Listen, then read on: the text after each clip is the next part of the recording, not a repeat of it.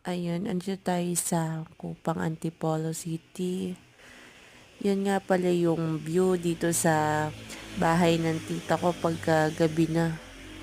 Lalo na pag papalubog yung araw dito. Grabe. Ang sarap niyang pagmasdan talaga. Hindi ko lang siya nakunan kanina.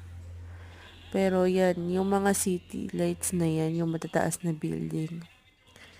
Ang ganda niyan sa personal pagka malabo lang kasi yung camera natin for today's video.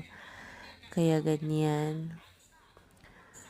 Tapos yan, ang payapa ng kapaligiran. Tapos tamang muni-muni ka lang habang may dalang snacks. Uy, milk tea.